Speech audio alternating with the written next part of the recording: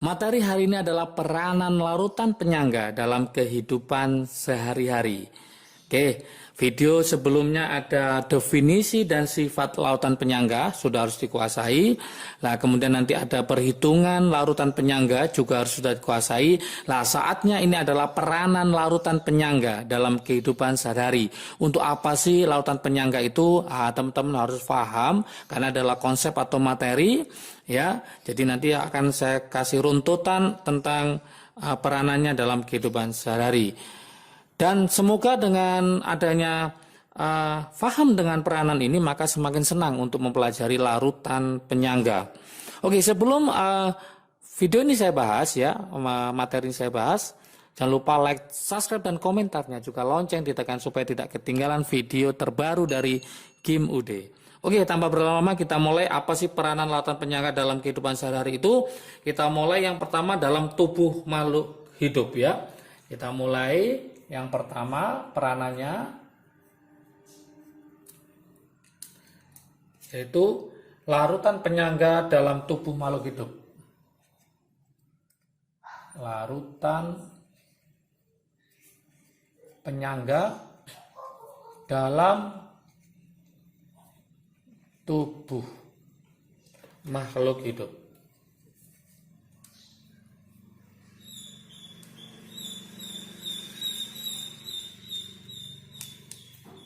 Apa aja peranannya penyangga dalam tubuh makhluk hidup? Yang pertama atau yang awal adalah larutan penyangga darah. Larutan penyangga darah.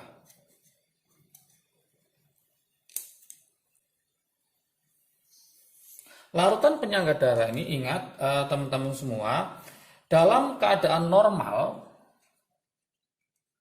dalam keadaan normal,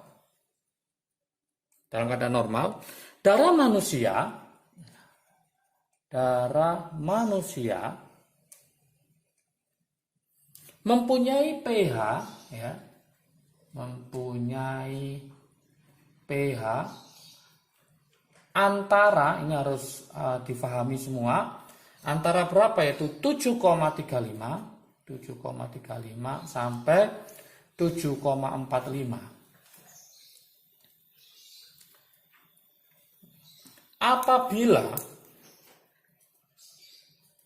Apabila pH darah manusia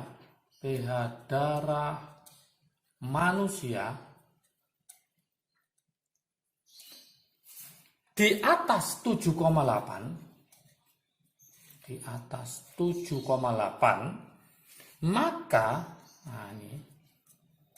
maka organ tubuh manusia akan menjadi rusak. Maka organ tubuh manusia itu menjadi rusak. Ini harus paham juga. Jadi kalau di atas 7,8, maka organ tubuh manusia ini akan menjadi rusak. Sehingga harus dijaga kisaran pH-nya. Sehingga harus dijaga kisaran pH-nya. Supaya apa? Supaya nanti konstan kisaran pH-nya. Dengan apa? Yaitu dengan larutan penyangga.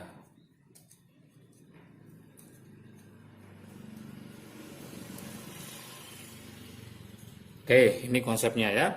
Oke. pH tersebut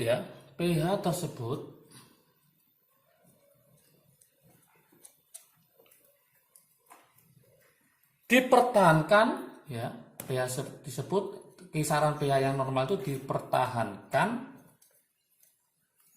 oleh penyangga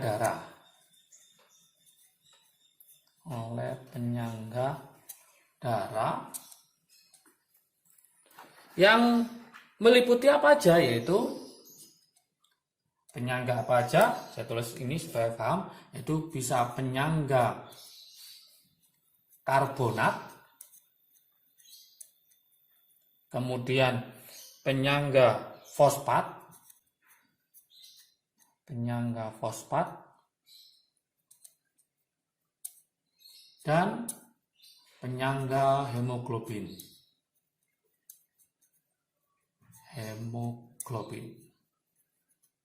Oke, saya akan lebih fokus pada penyangga karbonat ya, penyangga karbonat sama penyangga fosfat. Oke, kita mulai sekarang yang penyangga karbonat supaya paham ya. Penyangga karbonat. Ini penyangga darah ya, supaya nanti kisaran pH-nya tadi antara 7,35 sampai 7,45, itu ada namanya penyangga karbonat. Penyangga karbonat berperan dalam mengontrol pH darah ya. Nah, ini berperan dalam mengontrol pH darah. Reaksi kesetimbangannya seperti ini, yaitu H+ ditambah HCO3- membentuk kesetimbangan, yaitu jadi apa? Jadi H2CO3, kemudian dia akan membentuk kesetimbangan atau terurai menjadi apa? Yaitu H2O plus CO2. Perbandingan molaritas HCO3- perbandingan molaritas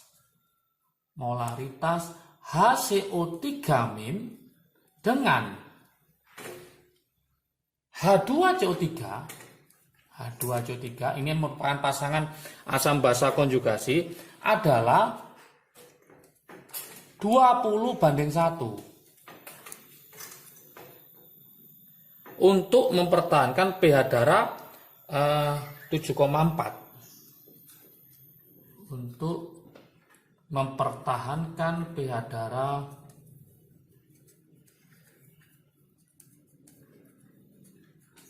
7,4 ya. Kenapa HCO3- ini lebih banyak? Kok 20:1? Kenapa HCO3- lebih banyak? Karena nanti hasil metabolisme dalam darah lebih bersifat asam. Sehingga harus diimbangi dengan HCO3- yang banyak. HCO3- adalah basa konjugasinya. Jadi dia akan mempertahankan pH-nya sekitar 7,4, sekitar di daerah ini supaya apa? Supaya normal atau stabil. Itulah kegunaan dari penyangga karbonat. Jadi memang di sini angka 20 lebih banyak daripada asamnya karena kebanyakan hasil metabolisme dalam darah lebih bersifat asam, sehingga harus mengimbanginya dengan HCO3- lebih banyak karena dia adalah basa konjugasinya.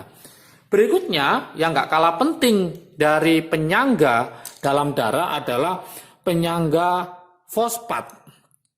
Saya tulis ini ya, yaitu penyangga fosfat. Oke. Penyangga fosfat ini merupakan penyangga yang ada di dalam sel atau yang dikenal dengan namanya intrasel ya. Jadi penyangga fosfat berada di dalam sel. Di dalam sel atau bahasa lainnya adalah intrasel. Ini sering ditanyakan ya di soal-soal, penyangga yang termasuk intrasel dalam darah adalah penyangga fosfat. Oke. Penyangga ini adalah campuran. Penyangga ini adalah campuran dari asam lemah. Asam lemahnya adalah H2PO4- dan basa konjugasinya.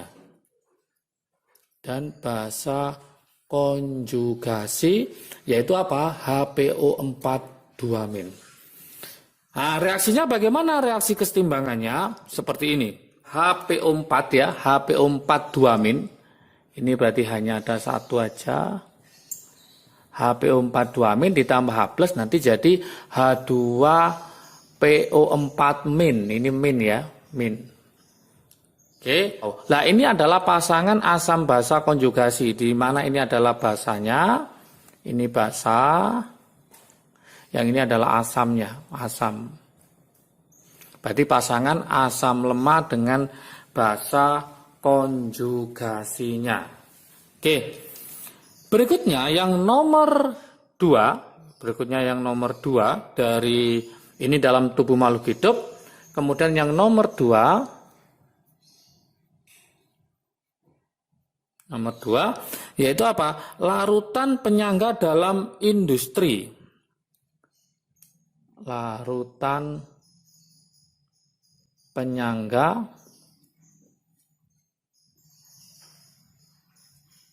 dalam industri.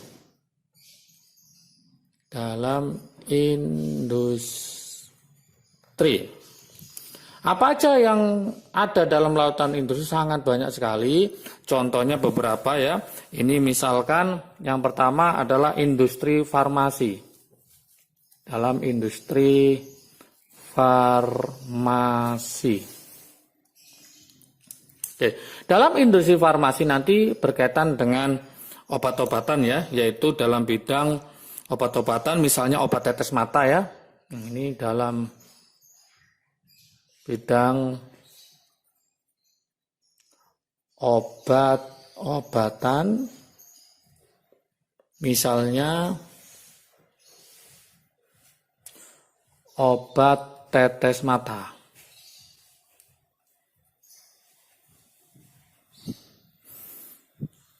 Suasana pH obat tetes mata, suasana pH obat tetes mata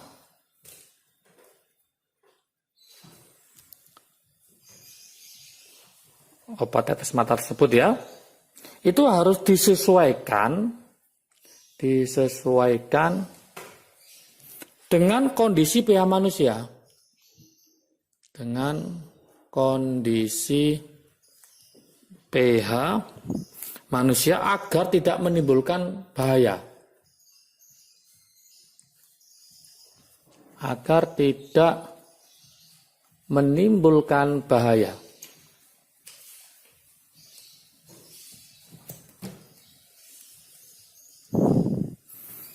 Untuk obat suntik ya, nah ini juga pada farmasi, untuk obat suntik,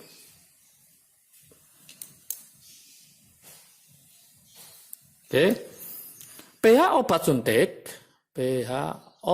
suntik harus disesuaikan